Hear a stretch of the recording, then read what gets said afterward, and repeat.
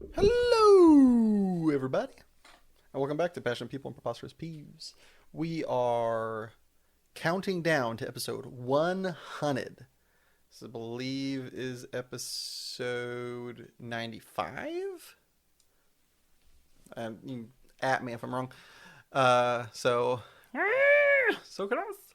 I am still your host, Ike, and before I make any more weird noises, I'd like to just take a moment and say thanks for being here and giving this pod a listen. It means a lot to me that you chose to use your precious time and give me and my guest your ears.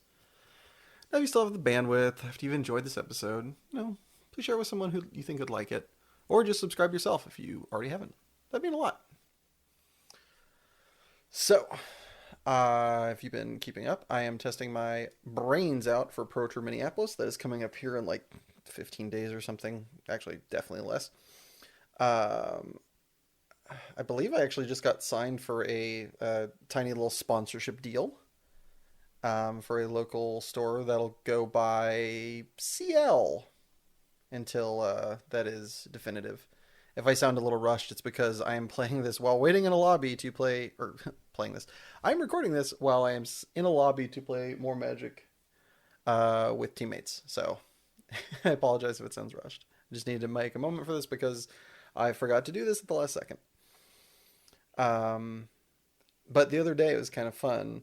In between this to kind of take a break, I went and played with past guests and great friends Kyler, Martin, and Dan Silver at Friday Night Magic.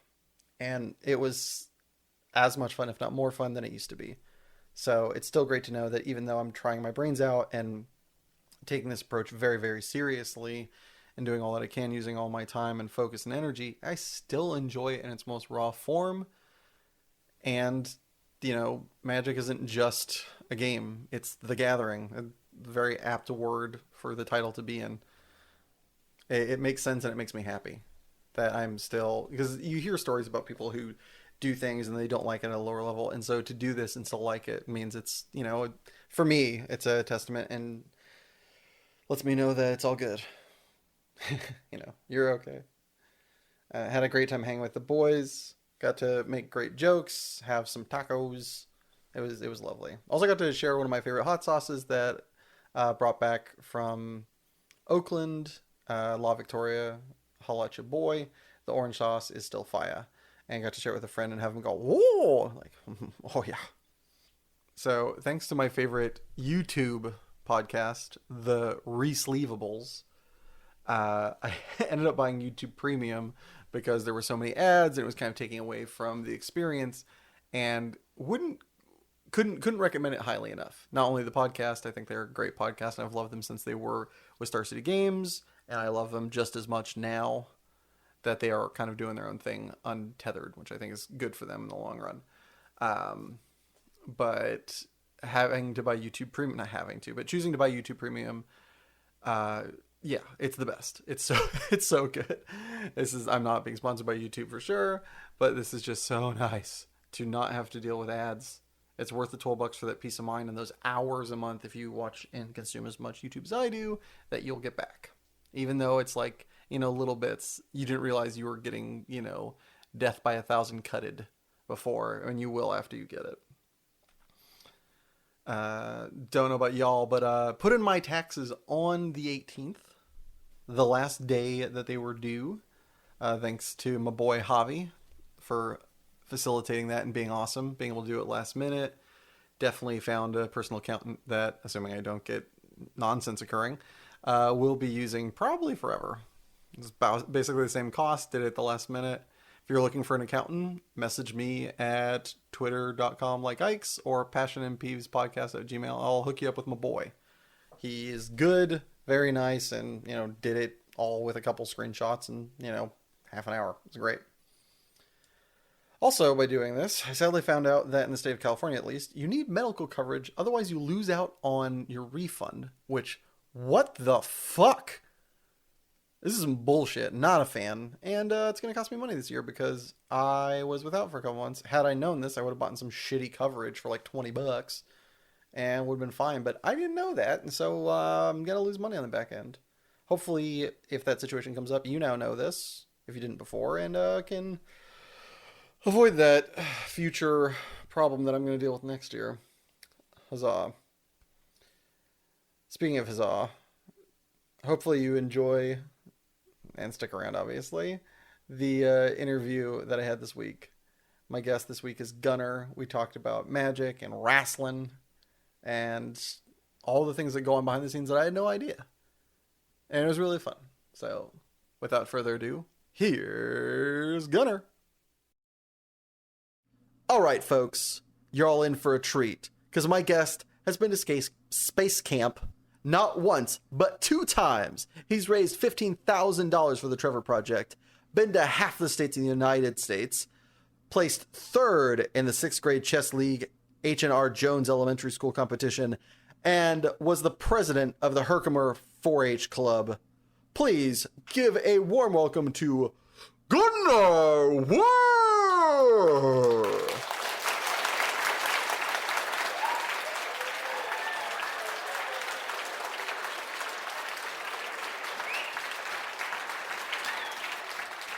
Hi, everybody. How are you?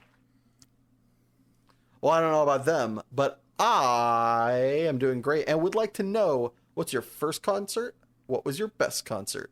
First concert was 3 Doors Down and Hell Cold yeah. playing at the Utica Auditorium in 2000. My best concert, Go-Go Bordello in New Orleans at the House of Blues. Nice.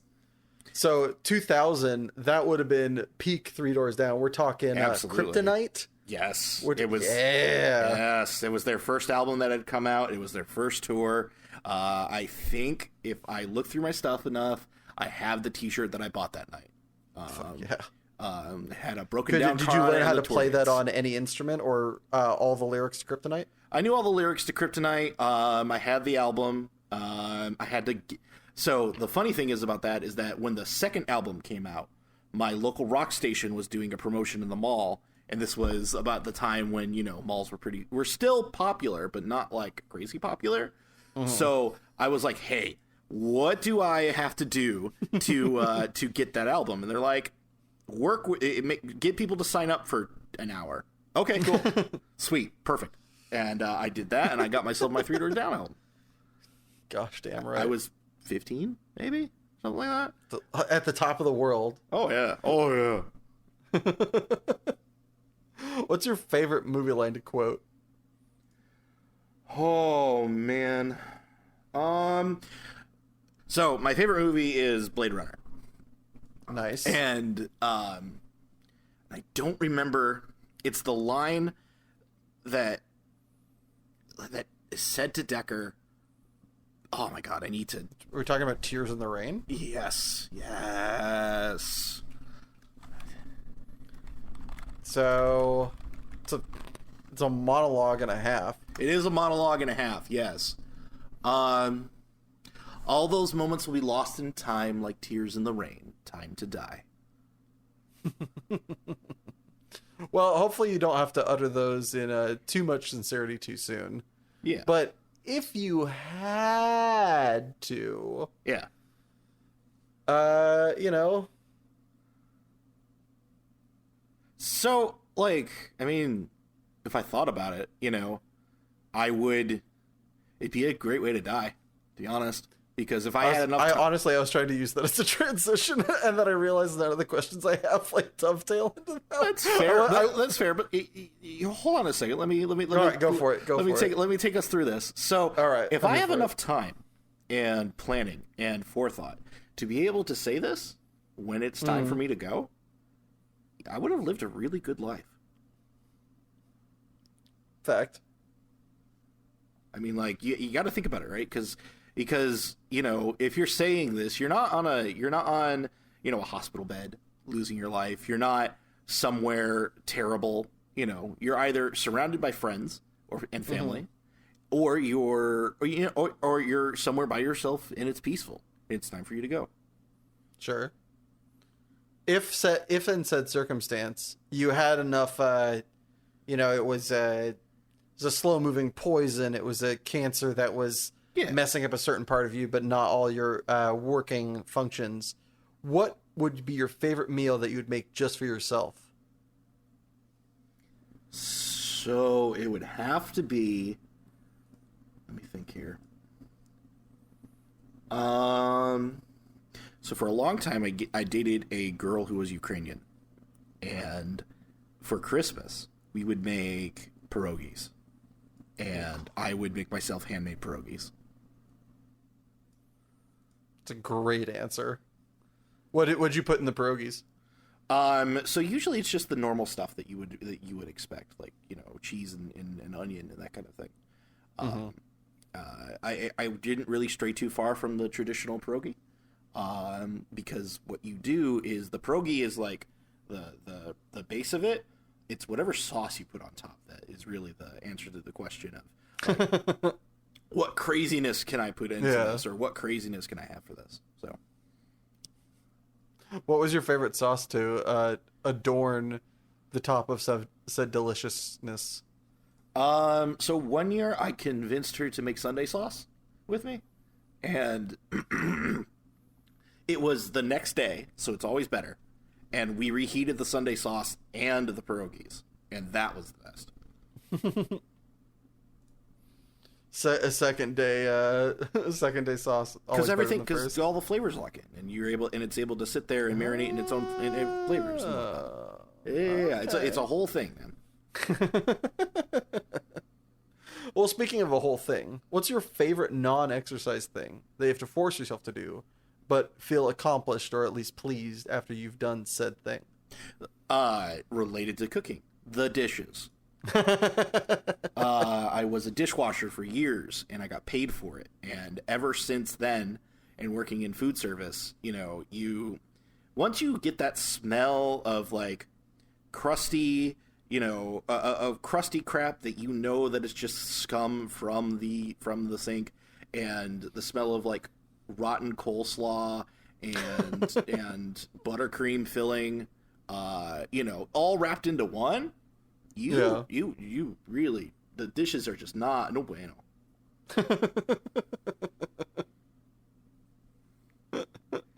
I was never a dishwasher for that long, but you're bringing back some memories. Yeah, I'm the kind of guy that has, you know, enough plates, forks, and cutlery and dishes to be able to cook for a single person. And to be able so you have to do it then. So I have to do it, and I have to make sure that it gets done. So it just was that done with that in mind? Yes, 100%. You're like, this is the only way. This is the only way I'm going to make sure that my sink stays clean, and I do my dishes, and I'm able to, you know, keep everything nice and tidy, because play it around your own proclivities. Exactly. Respect. Game recognized game. That's top tier right there. Who's someone you've never met, alive or dead, that you'd like to have lunch with? Macho Man Randy Savage. Easy. Hell yeah. I would ask him stories, and I would prolong the time as much as possible, and I wouldn't care what the stories would be about. It could be about the time that he got a haircut. I would just want to hear stories. Just want to hear. I'm tempted to do a Macho Man Randy Savage impression, but too much reverence for the GOAT, so I'm just gonna let that moment slide by. Fair. Where would you take him to get? Like, it sounds like if you want it to last a while, I'm feeling like maybe go out for like. We would go. Oh, hold on. I have an answer to this. This wish list came with a plan. The Ribera Steakhouse in Japan. Everybody gets a jacket from there. It's a rite of passage. If you're a professional wrestler, you go to Japan, and on your journey, you end up at the Ribera Steakhouse, and you end up with a jacket. And that's like a rite of passage for them. And I would want to go to the Ribera Steakhouse. That's fucking awesome. That's so cool. Man, no, I want to go there. I want a jacket for eating food. That sounds dope. It's like one of those things that's like a rite of passage. Like once you've gone there and you were able to earn your jacket, you know, you've really, you know, been to Japan. What do I have to eat to earn my jacket? Oh no! It's not even it's not even an eat thing. It's more along the lines of like it's a rite of passage for those who are making their. So essentially, the career of a professional wrestler, if you go about it the way that it used to be, would be you'd end up wrestling in the place where you trained. And then you'd get popular in your area, and then you would get on TV, and then you would do a loser leaves town match, and then you would be sent off on an expedition of sorts. So you go to Japan, or you go to Europe, or you go to Mexico, and you'd wrestle there, and you'd learn different styles, and you'd learn different things. And for those who went to Japan, the Ribera Steakhouse is like one of those, you know, all the professional wrestlers go there, all the sumo wrestlers go there, kind of thing. Yeah. And it's one of those places steeped in tradition that you're just, you know, you don't know why you're doing it, you don't know where you're going, but it's just one of those things where you're like, oh, that's really cool. All right, I can do that. So I want to go there because I haven't been there. Yeah, now I want to go there. So if that's where you're taking Macho Man Randy Savage, who's at the other end of that list as far as wrestlers go that you would never want to take there? They just like have raised your ire. They are your villain, your nemesis. Oh, who do I say? There's a lot of people I could put in that boat. They're just not great people. List away. You can list multiple if it's a like multiple way tie. It's not even a multiple way tie. It's I don't want to necessarily talk bad about somebody in particular kind of situation. I mean, there's an obvious answer, but it's a controversial one, and it's really like he's just a scumbag anyways. Hulk Hogan. Wow. I could say that with sincerity. Wow. Easy Hulk Hogan. So it's like this is going to get a little like inside backwards turnaround baseball, but like is Hulk Hogan like the Manchester United of wrestling to a certain extent? To like the not fans, they're the coolest, but to the fans, they're the worst. Well, I mean, like I would invite your listeners to go look at his Twitter feed over the past couple of years. That's all. And you can make a judgment for yourself. Hasn't been the best. No. Is it just from that, or was it also a little bit prior? Oh, there's so much inside baseball that I could talk about Hulk Hogan right now that would be its own podcast. It's its own podcast, and I did a wrestling podcast for 7 years, and in that time I probably couldn't say enough bad things about Hulk Hogan. Oh, right. Well, in those moments, if you were randomly sitting next to a nice, gentle old lady, and perhaps for whatever reason you were watching or recording said podcast in an old folks' home, what would be your favorite non-traditional curse word to utter about said Hulk Hogan, yet not raise the ire of such a gentle old lady? The expletive that you use is bologna, fudge, and mustard. Oh, yeah. And you said bologna, fudge, and mustard? Bologna, fudge, and mustard. Oh, baby. Yep. And the nice way to compare them would be, well, they're about as sharp as a marble. Nice. That's one of my favorite kind of like southern, like old Southern-esque put downs. That's like, it's like so well crafted. Yep. Even when you get the dagger, you're like, I mean, look at the effort they went to make this. Yep. So the area that I live in is wine country, and for where I live, and if I can't tell the difference between you and a squeezed grape for the amount of wine that's coming out of you right now, we got problems. Well, not that it's not that squeezing a grape yields a condiment, but if you were a condiment, which do you think you'd be? Barbecue sauce. Any particular kind? No, there's any generic barbecue something sauce. with brown sugar in it. Brown sugar barbecue sauce, my guy. I have a sweet You just unknowingly took me back. Growing up, my folks would always make. We would never, for whatever reason, I don't know if it's we were cheap or one of my folks thought they could make it better, but we'd always make barbecue sauce with like a million parts ketchup and just like a fistful of brown sugar. Mm-hmm. And I think maybe some Worcester sauce. Mm-hmm. I apologize to anybody that knows how to actually pronounce that word. That's exactly how you pronounce that, actually. Yes, give me the belt. Nailed it. But that's I don't know about that last part if that was actually included, but I know there was there was a last little zip that it brought it all together. But it was that I remember that's how we would make it. It's just like, and I remember looking years back, it's like, why the hell didn't we just go buy some fucking barbecue sauce? I'd love to know the answer. Alas, it is probably lost to the sands of time. But what isn't is what life hack do you have that you'd like to share with the class to improve their daily living? If you end up going to fast food a lot, and you end up going to, and you end up eating out a lot, My ears are burning. Go make sure that you're ordering off of their mobile apps, because they end up having reward programs where you can get free stuff just for ordering off of their stupid mobile apps. And you wouldn't get that normally if you decided to go in. So near work, I have a particular fast food restaurant with a red-haired woman. Let's put it that way. And every day that I'd go there, the line during lunchtime, the line for the drive-thru is full, and there is 6 to 7 people waiting in line to put their order in.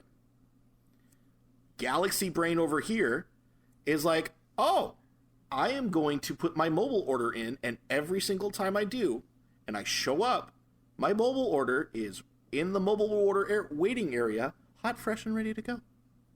Boom shakalaka. And getting them free points! And getting them free points, you can go get yourself a free sandwich. Or whatever it is you want to get. Alright, so while we're talking about fast food, the other one, if you are either a Luddite, technology uninclined, don't have a credit card, which would have you, the play is to never use the drive-thru. Unless you can see its emptiness. Yep. Always go in. Yep. Talking to fast food servers that have been friends my entire life and have worked in fast food for far too long, themselves agreeing to this, that is information I got from the inside, is that you always go in. Yep. It is always faster. Yep. 100%. This is even faster than that. Yes. Level up. Get a mobile app. Speaking of lessons learned, what life lesson do you wish you learned just a bit sooner? Oh, man. No one knows you're an idiot until you open your mouth.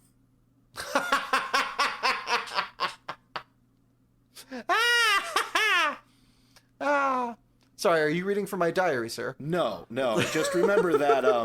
Just remember that. Never get into an argument with an idiot. And this was somebody's senior quote in one of my yearbooks. Never get into an argument with an idiot. They will beat you down to their level and win with experience. So yeah, if you can't show that you're dumb if you keep your mouth shut.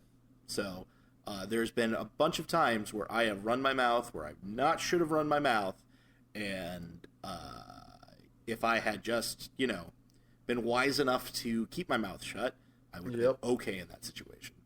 Yep, samesies. Well, while we're talking about idiocy, what inanimate object would you be best friends with were it sentient?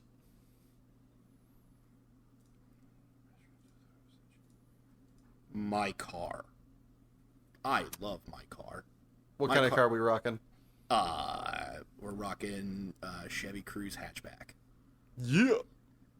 I picked it specifically for professional purposes, and it is a fun little zip around type thing with enough room to be able to carry friends around to the various places that I end up traveling to. I also put a big. It sounds like we're again two people in the same boat. Big fan of being able to drag friends around and take friends to places. It's clutch. And especially when you're making multiple hour journeys and you're getting 35 miles to the gallon. Ooh, baby. Well, let's say you are out with said friends and you're going to a party and you want to look radical. Other than your normal guard, what accessory do you add to your ensemble to really stand out in a positive way? Accessory? Your boy's not really an accessory guy. Like, I'm normally, like, to stand out, normally speaking, I have a giant leather jacket that has spikes and is lined with red silk. Yeah, buddy. Tell me more. This is the people need to know. And if I'm really dressing up and you're really good and you really want to see me, you know, to the nines, I've got my kilt on. So, you know. There you go. Nothing's better. Nothing is better than walking by somebody's date and then having the meme happen with the girl looking at me in my kilt. Mm-hmm. Real facts has happened more than once. Oh, yeah. There's too many Irish jokes to be making here, so instead I'll move on and ask, who would you want to play you in a movie of your life? Jack Black. Because everybody looks at me and goes, "Oh my God, you're like Jack Black," and I'm like, "Really?" And then I watch him for more than 30 seconds and I go, "Fuck." I mean, at least you get Jack Black. He's an A-lister. I'm getting Zach Galifianakis and having to explain to the other people who raise an eyebrow who the fuck I'm talking about. So, uncultured swine if they don't know who Zach Galifianakis is. What the hell? Fair. What time period in your life would you want Jack Black to portray? My early 20s when I was traveling around a whole bunch. You know, going road tripping and doing all the crazy stuff that I would do back then. Jack Black is definitely a great actor to get to do all the crazy stuff you've done, regardless of what it is, I do believe. It'd be like School of Rock, Jack Black, and it would be, you know, I see the scene in my head of where I'm trying to convince this person that I need to go backstage because I have the water for the band, and I have and I have this 35 pack of water in my hand. Yeah. And they're like, "You don't have a badge though." I'll let you all imagine how that ended, but that was a good night. Let's put it that way. What media, whether it be book, graphic novel, TV show, or movie, have you been putting off that is next on your to consume list that you just can't wait to break open? Oh man. Let me see here. So I finally cracked season 2 of Jeremy Clarkson's The Farm. Jeremy Clarkson's Farm or whatever it is on Amazon. I've seen all of Top Gear and all of the Grand Tour. Love those shows. Love those guys. But let me see here. What's the thing that I'm cracking next? Oh man. You know, if you asked me a week ago, it would have been everything, everywhere, all at once. Nice. I had the fortune. I had the great fortune of watching that during the Oscars. So like I was watching Twitter at the same time and I would see all the acceptance speeches come up of them while the movie was going and I was like, "Oh wow. Look at that. What a great choice I've made." I have done well for myself and the timing couldn't be better. Oh. That's a great choice. Anybody out there who hasn't, highly recommend after this episode, of course, go and check out Everything Everywhere All at Once. Yep. Big fan. What poor man luxury do you still enjoy to this day? Instant Kraft mac and cheese with hot sauce. I thought you were going to say hot dogs, and I was like, hell yeah, but hot sauce is a very strong follow-up. What's your hot sauce du jour? Crystal? Right. Or Cholula? Either one. Classics.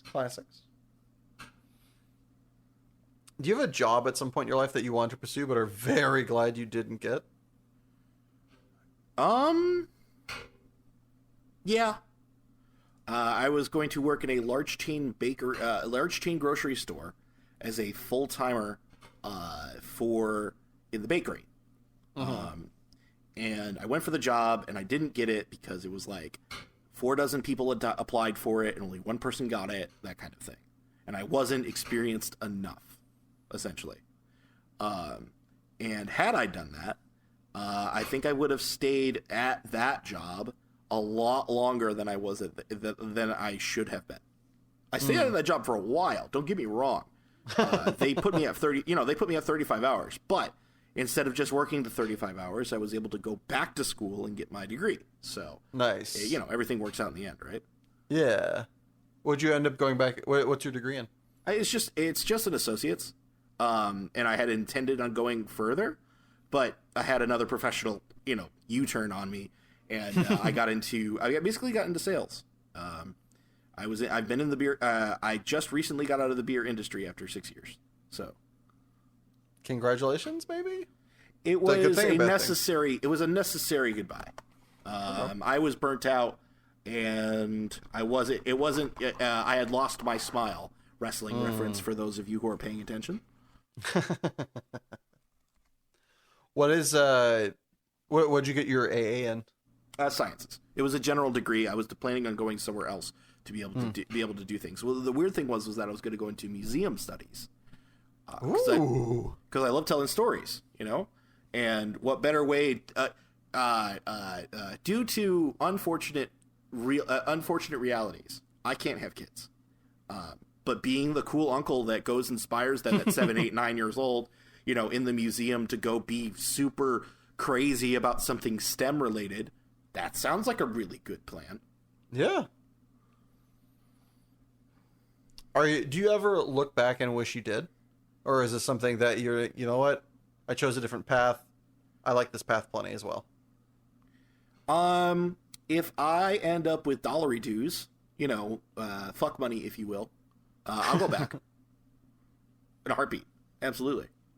Well, it's more along the lines of I'm trying to keep a roof over my head, and I hear those are good. And my job right now allows me to do that along with the other things that I'm doing currently.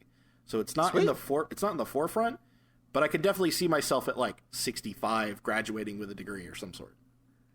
And what is the job you currently have? I'm a sales representative. Sweet.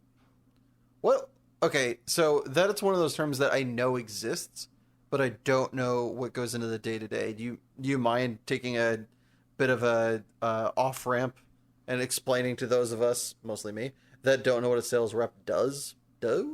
I mean, basically, and I'm going to keep this as basic as possible so that I can keep privacy.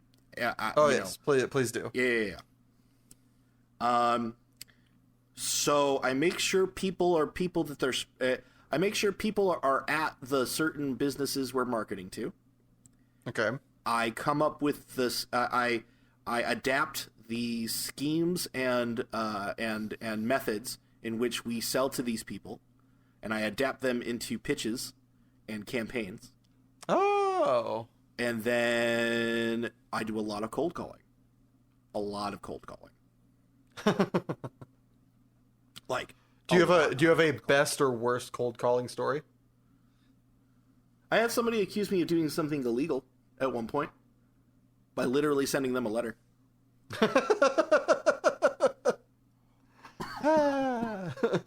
That was a letter. My goodness. That was the funny story of the week. Trust me. My boss and I had a laugh over that she told to her. We have groups that are like, doing the same thing, but are in other areas. And they had the biggest laugh about it. It was great. Awesome. Well, lastly, before we throw it to a commercial break, if you could have listeners of this podcast hear one song of your choosing, which would it be? You all need to hear Alcohol by Gogol Bordello. Sweet. And with that, we're going to throw it to our first break. Feel free to stick around and enjoy this totally real commercial, or take a minute to enjoy Alcohol, maybe with some alcohol, by Gogol Bordello. Or if you really wanted to hear a song from a previous episode, check out the playlist on Spotify. Passionate People and Preposterous Peeps Podcast, Song Rex. Long title. I know. Don't worry, there's a link in the description. Either way, see you in a jiffy. Having trouble staying awake? Oh, yeah. Wish you'd followed your dream so you had the give a crap necessary to meet your deadlines? Oh, definitely. Are you likely to be fired the second another warm body walks through that door and asks your boss for an application? Probably. Would you prefer to keep this shit sack of a job instead of explaining to Susan that you've been fired? I mean, I guess. Well then, let me introduce you to caffeine. Caffeine is a highly addictive substance that'll keep you jittery and energized to do any fucking stupid task for hours. That sounds like drugs. It is. Aren't drugs illegal? Not this one. So next time you feel like sitting on the sidewalk instead of at your desk, reach for a caffeine. Wait, you didn't tell me where I can buy it. 'Cause it's mother-loving everywhere, you blind Neanderthal. Welcome back, everybody. So, Gunnar, what's your passion that you've brought with you today? So I like saying things out loud and making them happen. And so at one point or another, a friend of mine came up to me and said, "Hey, I want you to be involved in this charity Magic the Gathering tournament." I said, "Okay, bet. I can do that. I can help." And then last year, we raised $15,000 for the Trevor Project. And I was like, "Oh, we only raised $15,000 for the Trevor Project? There should be another zero at the end of that." And then my mind kind of went galaxy brain and saw all the possibilities and was like, "Oh, I know what I need to do." So, I mean, you might as well call me a blues brother because I'm on a mission from God to be able to make sure that this happens. Like, I already know what to do. I already know how to make this happen. I already know how to make this work. Well, that's from years of experience of planning stupid things with friends and other, like, you know, other parts of the world, and coming together to be able to, create moments. I believe, I believe that my current friend group was brought together because the philosophy of the friend group is if you say something out loud, there are people that can make that happen or that it should be cool. So, for example, "Hey, I'd like to go to this tournament that's 6 hours away. Who wants to go?" "Hey, I want to go to Vegas for the first time. Who wants to go?" That kind of thing. Love it. You know, and it accelerates and it just grows and snowballs. And if you say something out loud, it brings power to whatever it is that you're saying. So make sure that what you're saying and what's coming out of your mouth is what you intend to come out of your mouth. Not to get all, motivational speaker on y'all, but if you end up talking about yourself in a very passive tone, or you end up talking about yourself in a very, put down sort of way, yeah, it's the comfort zone that you want to stay in, because what ends up happening, and what I've learned in my life, is that everybody has a comfort zone. No matter if that's the proper comfort zone to be in, where, you feel really shitty, or you feel kind of mid, that kind of thing. If there's a threat to that, you will do something to screw it up, to make it back to that, to try to get it back to that, level of homeostasis, essentially. What people don't understand is that what they do and what they say and how they act, and the very, very small details of what they are, essentially, because all of that makes up what you are, is the basis and foundation for making little life choices go in other ways. I mean, going back to Everything All at Once, I mean, that's what that movie's all about, Yeah.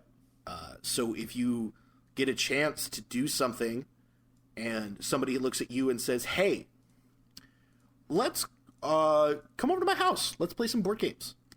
And you're like, "Well, I got work in the morning. I got this to do. I don't really wanna. I'm tired. I'm cranky. I'm hungry." Shut up. Just shut up. Just say yes. I have gotten farther in life by saying yes than I have by saying no. You say no in the right places, but I've gotten way farther in life saying yes. So, one, can't agree more. Absolutely.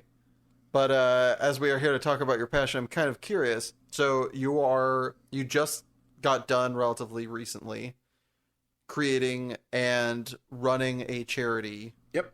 For the Trevor Project. It's more along the lines of that we didn't necessarily create a charity. It was that not create a charity, but that you created the event. Yeah. That it was there for. Correct. So, and in talking with you before, because I do my research, damn it, you've done event planning before. This wasn't your first rodeo. Yeah. What event planning experience did you have before this? So, back during my professional wrestling days, there was a solid year where I was supposed to understand and start taking over the commentator and video production duties of this particular wrestling promotion. There was to put together a wrestling show is a lot of prep and work, even for little shows. So it starts off with, making sure that you secure the venue and talking to the promoter and putting a deposit down and that kind of conversations, which, I wasn't necessarily privy to, but poking the brain and, asking the promoter afterwards about, hey, how does this work? What is this going on? What is it like? That kind of thing. I got a general idea of how it worked and understood that, it's literally like planning a wedding. Uh-huh. You're picking out a venue. You rent the people that are supposed to be there. Essentially, you pay them to be there.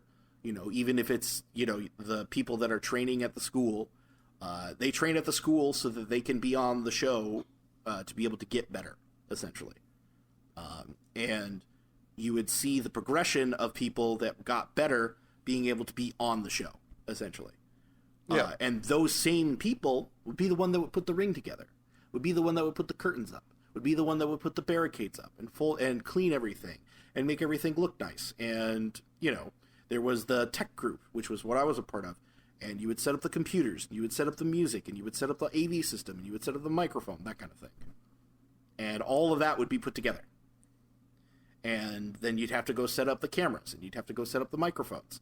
And you'd have to, show, and you'd have to, at the end of that, if you were commentating, like what I did, you would have to do the research beforehand, like you do for your podcast, about who these people are, what the story is, what story do people want to what do the story do they want to go out into the world that comes out of my mouth, essentially. Yeah.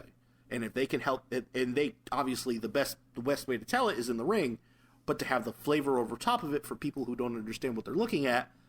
That's where I came in, and that was my main focus, if you would. All right. So you did wrestling event planning for a year or longer than that? Well, specifically for myself, I was involved in the wrestling for a couple years. It wasn't until I would say the last year that I did wrestling that I was involved in the actual production of what went on. Like I would make backstage videos. I would manage their website, that kind of thing. Awesome. Was it as much so as it sounds like you are quite a fan of wrestling? Yeah. Was it a dream job, or did it sully the visage that is wrestling to you? It was a dream job, but I was able to separate the wrestling from the people. Oh, nice. And I wasn't able to, and the people were the ones that eventually were the reason why I left.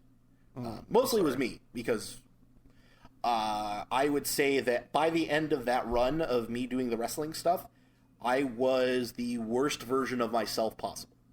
Straight up. Like, bottom of the bottom, I was not good to myself or people around me. And I very much learned a lot of lessons during that time about how to treat myself better to be able to treat everybody else better. Nice. It was a very teachable experience. I learned a lot, and I very much appreciated my time doing it. After that experience happened, when did you get back into doing the whole, like, how did charity work come into your life, I guess I should say? So when I was a kid, we would have a little pamphlet go around, right about this time of year, a little bit beforehand, and it would be for the American Heart Society. And I would always try to raise the most money because it's a game. Obviously, I gotta win, right? And I knew at that time that my grandma and grandpa were really sick. And I knew that it was something heart related. So in my mind, it was selfish. Well, if this can find a cure for people with heart disease, then let's try to raise as much money as possible so that we can go find that cure or get better at it. That kind of thing. Yeah. 8-year-old me being naive, that kind of thing. What? 8-year-old you being naive? No way. No way. But with that being said, it kind of blossomed, and it started dotting my life. Really, that's what it turned into. It started dotting my life. There were phases and points where I was able to give back. In my teenage years, it was volunteering at an animal shelter. The coolest thing that you guys can do, another life hack for you, you could just go into animal shelters and pet the dogs. If you don't have the spoons to be able to, own a pet, you can go into one of these shelters and say, "Hey, I don't have a dog and I miss having a dog. Can I pet the dogs?" They will say yes. And they will let you go pet the dogs and walk the dogs and, hang out with the dogs, that kind of thing. And I did that for a couple summers. And I really enjoyed that work because it felt good. It was something that was in need, and it helped the community. Plus dogs. Mm-hmm. Plus dogs. Yeah. Yeah. So much so that during the wintertime, they asked me to be Santa. Aww. There's a picture of me in my teenage years dressed as Santa out there on the internet somewhere. Excuse me. Must have been that proclivity of growing a big bushy white beard at such a young age. Yeah, I mean, you got to shave it down, and it gets really blonde in the summer. So, as a kid, you're doing charity work. You grow up, you get to do that lifelong dream and work in wrestling. Yeah. When and how did this coalesce into doing charity work event planning, especially in regards to, it sounds like this last one was magic related, or is it just this upcoming one? Okay. It is magic related. Both of these are magic related. What happened was I had a friend who I was playing Commander with on Saturdays. And Commander is the most popular Magic format, just so we're all aware. It is a 4-player, more casual, laid-back sort of, I'm hanging out with the people that I want to hang out with, rather than a social event, rather than cutthroat, I want to win the game kind of thing. And so I would play with this guy, and we would become friends. I'd know him, I'd say hey, and he would keep bothering me to come to this thing. It was in a church. I was like, no, I don't want to. That's kind of weird. Little sus, bro. and then he was like, all right, whatever. Pandemic hits. They don't do it that year, right? 2021 comes around, and he's like, hey, I'm doing this thing. You should come. I'm like, okay, cool. I had heard about it like 2 days or 3 days before, and I was like, hey, to my other friend, you want to come do this thing? Whatchamacallit?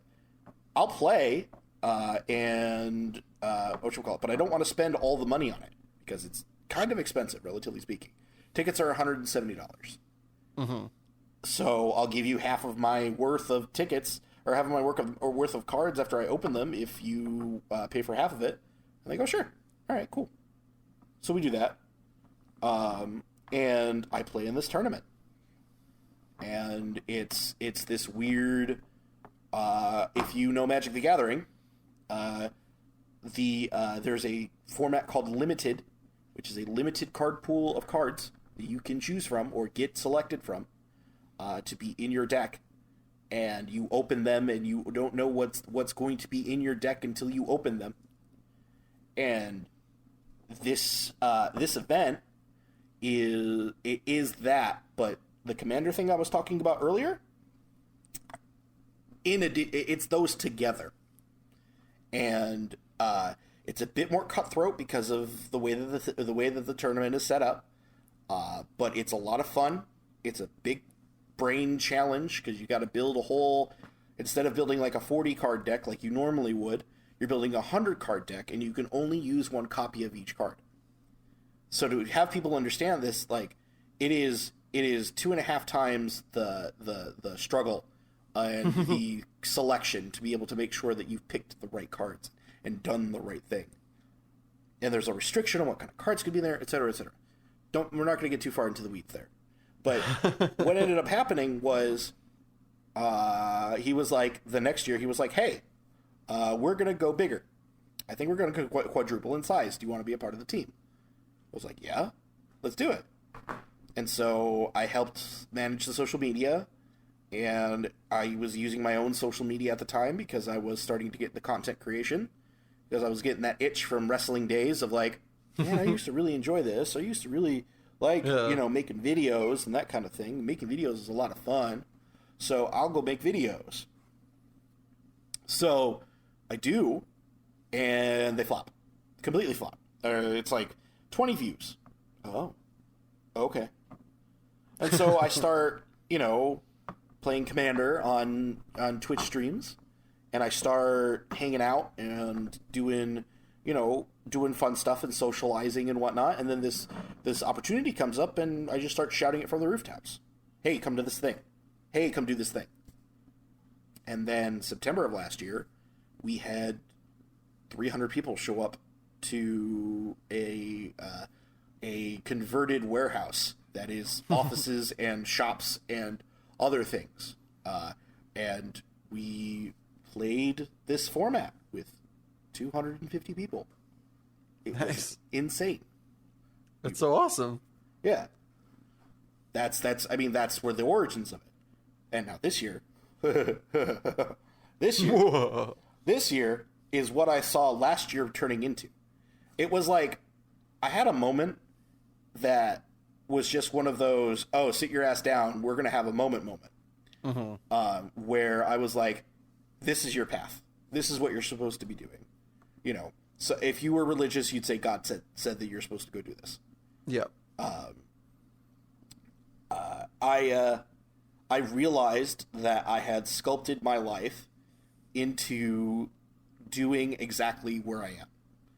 And being completely comfortable with being in the space that I am, doing what I'm supposed to be, and growing enough as a person to understand how to handle the situation. Or at least, I arrogantly believe this. Sure. Yeah, no. So, like, it turns into this giant snowball of, yeah, we can go 3 days. Yeah, we can double in size again. Yeah, we can do that. And your boy's going to be on a live stream, for 30 hours out of 3 days. Nice. And I don't know what I'm going to be able to do with myself after that, but we're certainly going to try. That's going to be awesome. So yeah, we're going to raise money, and we're going to raise a lot of money, and we're going to add another charity into this too, Trans Lifeline. Where can people go to find out more about this Magic the Gathering charity extravaganza? CommanderSealed.com. You will find all of our information there. You can find the Twitter, the Twitch. I stream on Twitch every Thursday and Sunday night at 8 p.m. All right, I'll have CommanderSealed.com in the show notes. Yeah, just CommanderSealed.com.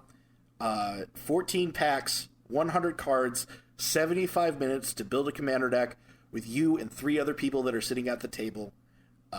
Play in a tournament that is a Swiss round tournament that after 75 minutes we will have our own version of the end game, if you would, where you have where the first step of the end game is you lose half of your life, rounded down. So if you're at 1, you're dead.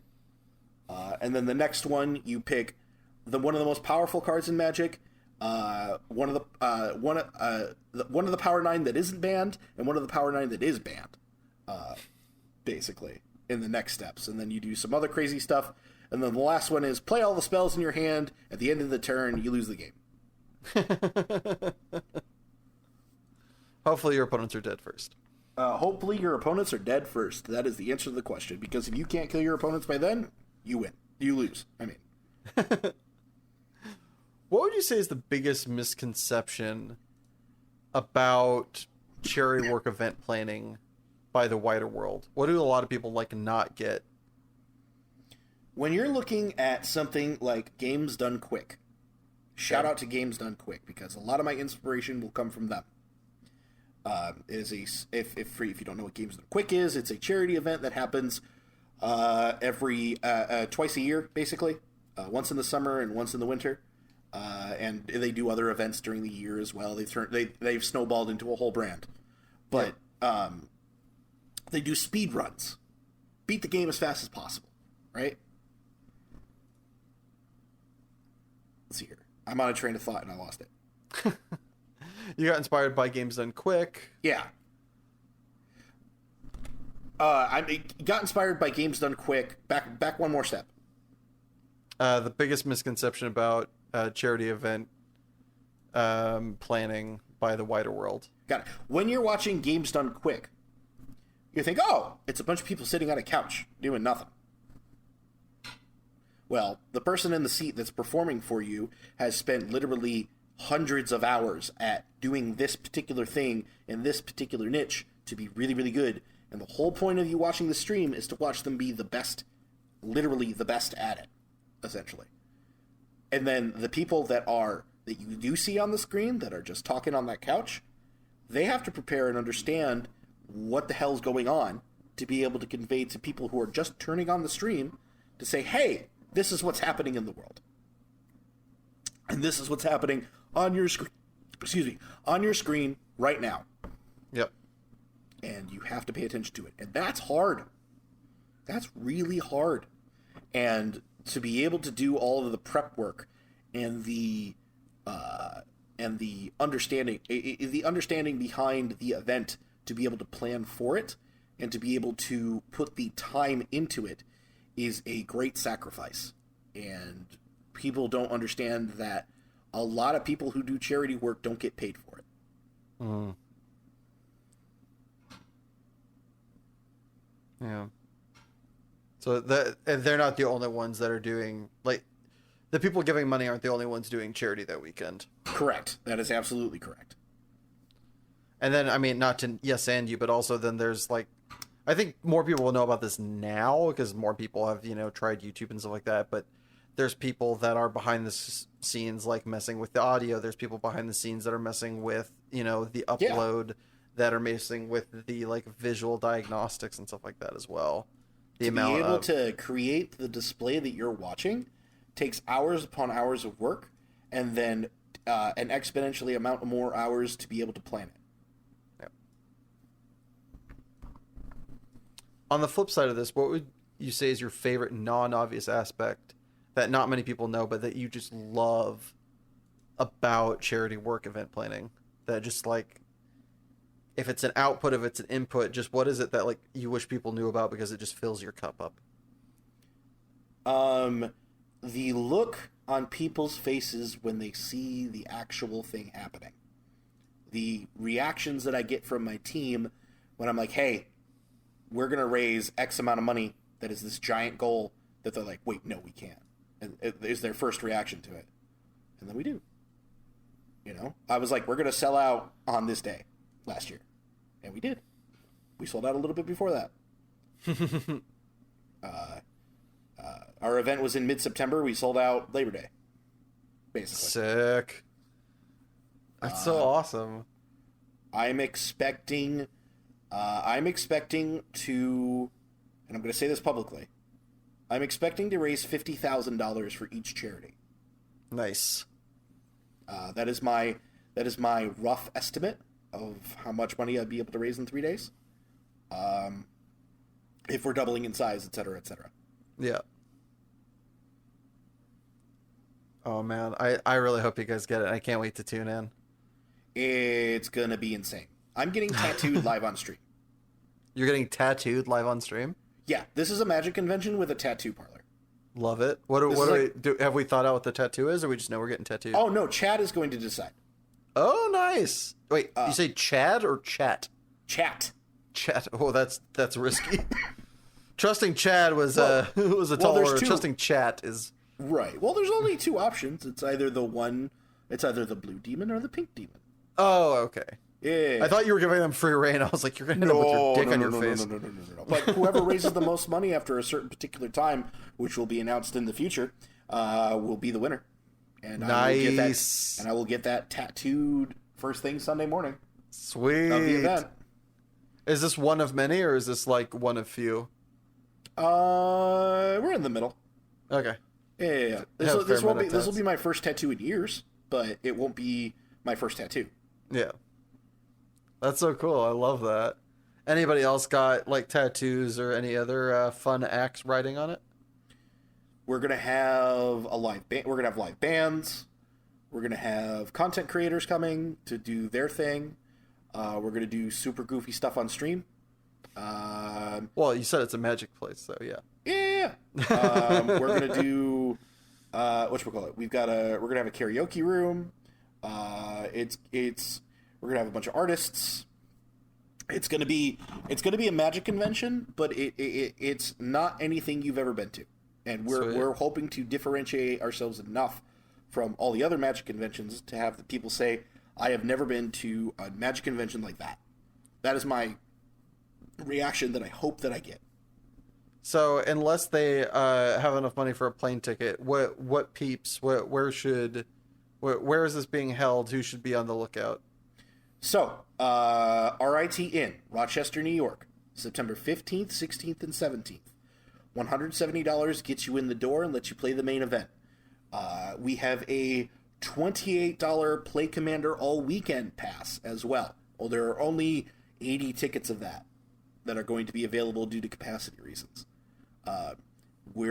I guarantee you that both sets of tickets will be sold out by the time September rolls around. And you should really pay attention to that.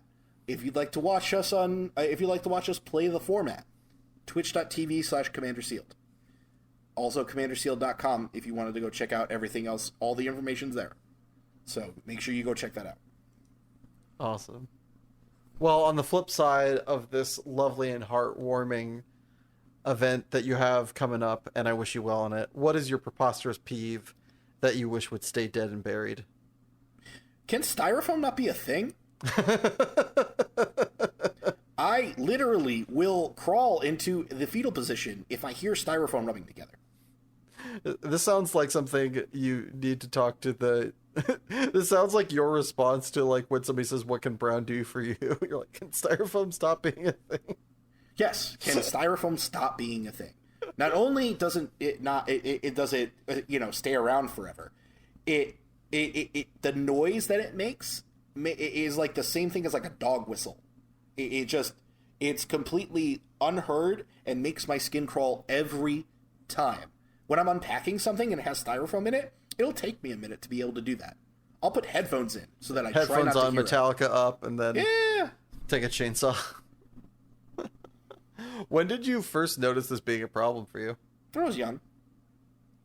Was there like an incident? Did somebody No, like... it wasn't an incident. It was just, it's always been this way. Okay. I was kind of hoping for a backstory where a clown just held you down, like, No. just like rubbed you on the head with like a piece of styrofoam or something just peculiar. No. Well, I'm grateful that you didn't get styrofoamed by any clown or otherwise creepy figure. However, do you have a story where this proclivity became a problem?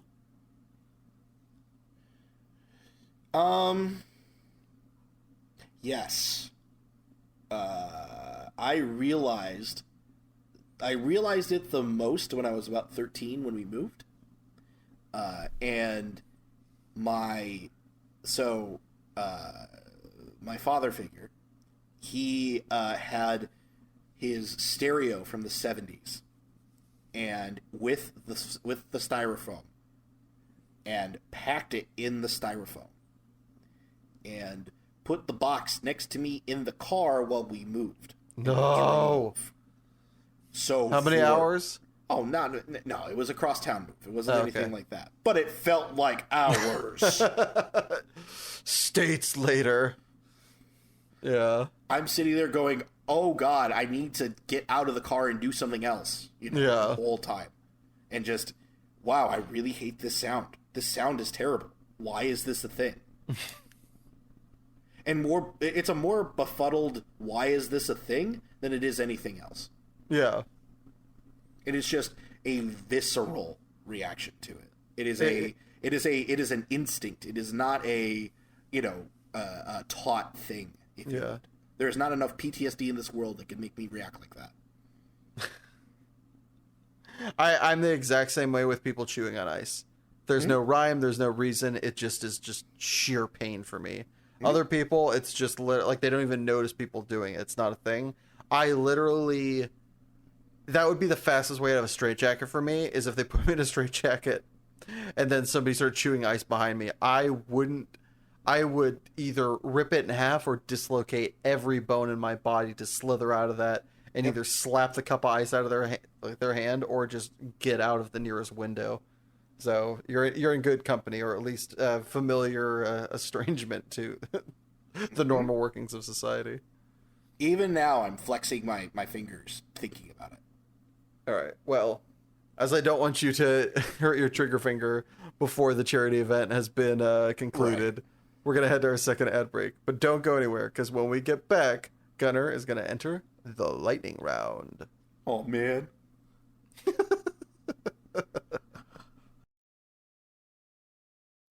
Do you need 100 pounds of butter? Come on down to Company Street Company.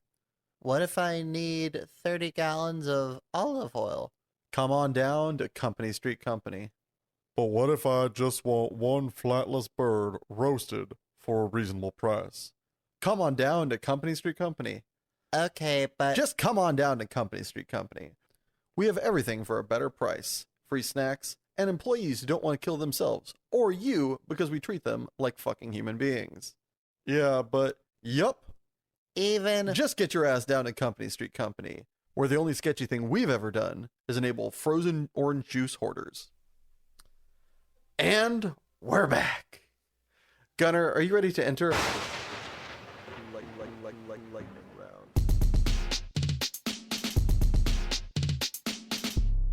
The lightning round? Let's rock and roll, baby.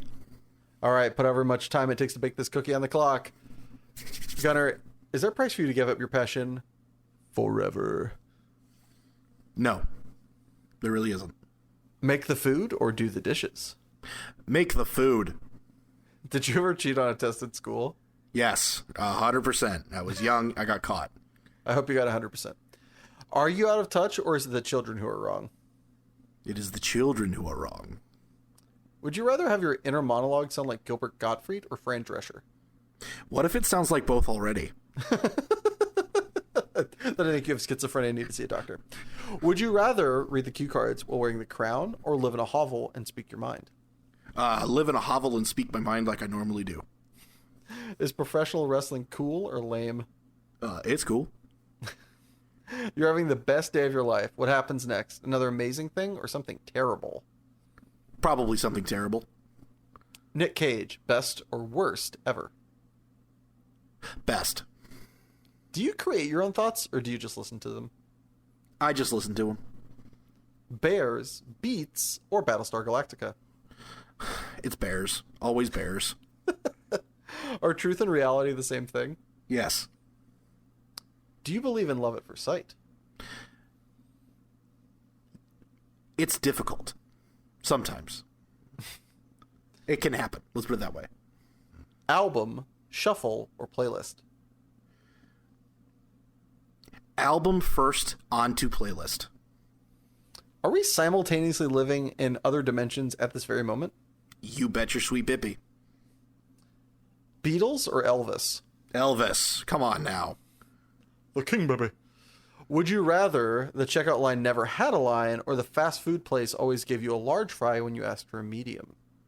The checkout line was always empty. Would you rather have the superpowers to travel into the vastness of space or travel into the darkness of the ocean depths? Give me space, baby. I didn't go to space camp twice for nothing. Cake or pie? It is pie all day. Would you rather have the top or bottom half of a mermaid body? Give me the bottom because I can't swim. Is there such a thing as a perfect piece of art or media? Yes. Blade Runner. Have you ever had a crush on a cartoon character? Yes. Ariel from Little Mermaid. I was 5. What do you want me to do? What is more important, freedom or structure? Freedom to create your own structure, so you have the freedom first. Could you eat 37 of your favorite food for $5,000 in a 1-hour time limit? 37 slices of cheesecake sounds really hard, but yes. You could cut them real small. I'm just saying. Well, congratulations. You survived the lightning round. Woo! And as a reward for surviving said lightning round, I now give you the opportunity to ask me and future guests one lightning round question. What is your last meal? A Whopper with cheese, onion rings, and Sprite, or a 3-piece chicken strips from KFC with mashed potatoes, gravy, a biscuit, and Dr. Pepper? Oh.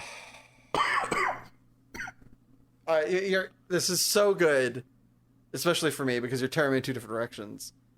A Whopper with cheese is better than chicken strips, but onion rings are worse than mashed potatoes and gravy, I think? I'm not even sure. That one's kind of a flip, honestly. But then Dr. Pepper is better than Sprite. So I'm really like, ugh.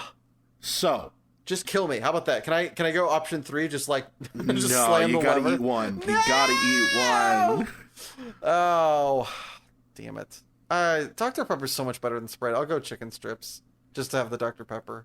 So both of these are my orders from the 2 different separate places if I were to default for an order. Respect. However, as I've gotten older, the 3-piece chicken strips has gotten better and the Whopper has gotten worse for me, my palate specifically. So I would pick the 3-piece chicken strips. That's fair. I also should have asked if I could substitute either the mashed potatoes or the biscuit for the coleslaw, because then it's a slam dunk. Sure, but no. Oh. No, it is specifically these things. Gunnar, why? Because these are my orders, and this is what I like. Well, fine. This is my question. What do you want from me? I want you to maybe plug some stuff. Okay. Tell people places where they can find your content. How about that? Huh? All right, fine. Let's go do that then. Okay. CommanderSeal.com. Check that out first and foremost. Make sure you come September 15th, 16th, and 17th. Make sure you check out the stream at twitch.tv/CommanderSealed. I'm Gunnar WUHER, GUNNARWUHER on Twitter. Go find me there. That's where I make most of my content and do my other things. If you see me elsewhere, no, you didn't. And I am... those are my things that I like to plug and where you should go find me. Please put this in your calendar and come visit the stream on September 15th, 16th, and 17th. You will see bonkers crazy stuff. I promise. We're going to come up with stupid things to do on stream to help raise money for Trans Lifeline and for the Trevor Project. These are very important charities right now. If you're paying attention to the world, please come join us. CommanderSeal.com. Yeah. Thank you so much, Gunnar. Thank you so much. Well, thank you, Gunnar, for being my guest today. And a special thanks are due to my editor, Richard Ashford, and my composer, Joshua Gibbons. And thank you. Yes, you listening at home, or maybe you found time to appreciate this. Time is the most precious commodity we have, and I appreciate you spending yours with us. And if you enjoyed this podcast, please subscribe, like, or just share with a friend. Every little bit helps. Or if you already have and are out of episodes to listen to, don't worry. We put out a new episode every Monday at midnight on SoundCloud, YouTube, Spotify, and iTunes at Passionate People and Preposterous Peeves Podcast. And a very special guest are due to our patrons, Sabella Yellow. And if you'd like to join said illustrious ranks and have your name read aloud, just head on over to patreon.com/Passionate People and Preposterous Peeves Podcast. And remember, folks, If days are numbered and songs are sung, at the end of the day, I think we've all won. So please stick around, because great things have only just begun.